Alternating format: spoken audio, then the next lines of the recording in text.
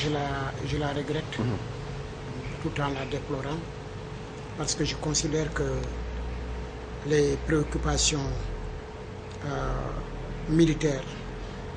et d'ordre sécuritaire de César et de ses hommes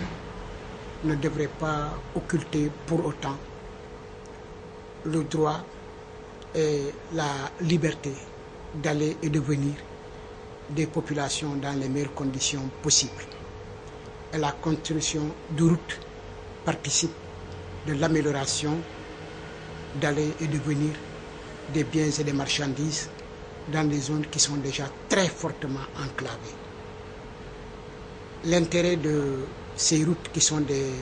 dorsales à la RN6,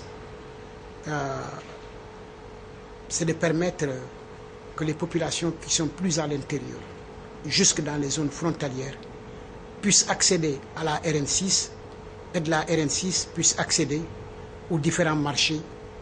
de Casamance, mais également d'ailleurs. Et ne pas autoriser cela, c'est encore confiner les populations dans une économie de quasi-subsistance, de subsistance, alors qu'elles ont bien besoin d'accéder au marché, de vendre leurs produits et de bénéficier de la sueur de leur front pour faire face à d'autres préoccupations que sont celles de se soigner, ce n'est plus gratuit, celle d'amener les enfants à l'école, ce n'est plus gratuit, celle d'améliorer son habitat, ce n'est plus gratuit. Donc tout cela a un coût et ne peut s'obtenir que par la vente des produits afin de se procurer des dividendes monétaires et faire face à ces préoccupations. L'appel que j'ai à lancer, c'est de dire que si il est vrai qu'ils sont tous mobilisés pour le bien-être des Casamassés, pour ce qu'ils appellent l'émancipation des Casamassés, je crois qu'ils doivent travailler à ce qu'on sorte ces Casamassés et ces Casamassaises du fin fond de l'abîme véritablement de la vie qui ressemble un peu à une vie de préhistoire. Et je pense qu'il faut les sortir de là pour que ces populations aussi aspirent au bien-être comme tout le monde. Et cela ne peut pas se faire sans les infrastructures routières. Je pense que le chef de guerre César et ses hommes devraient revoir un peu leur copie, en particulier en termes peut-être d'amélioration, de propositions dans le cadre des tracés de route pour que celles-ci évitent de passer au voisinage de leur cantonnement. Faire en sorte que ces routes soient construites sur la base d'un tracé qui assure la sécurité de leur cantonnement, mais qui en même temps également règle le problème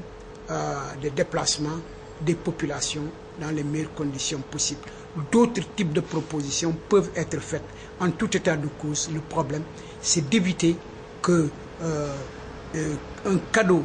ou un investissement si important pour la Casamance soit transféré ailleurs, tout juste parce qu'en Casamance, on n'a pas voulu qu'on les construise. Je termine enfin pour dire, et c'est ma forte conviction, qu'une route n'est pas une natte que l'on plie et que l'on déplie à satiété.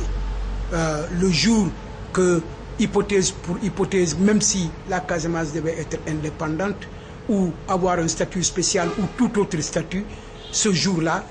ceux qui auront créé effectivement ces routes ne vont pas les plier pour les amener parce qu'ils seraient mécontents, bien entendu, du statut qui aura été donné à la Casamance. Donc je pense que ça c'est un bien pour la durabilité, et c'est bien pour la durabilité que personne ne peut confisquer au Casamance une fois ces routes construites, devrait être donc accepté de tout le monde, pour autant qu'on veut les intérêts et le bien-être des populations.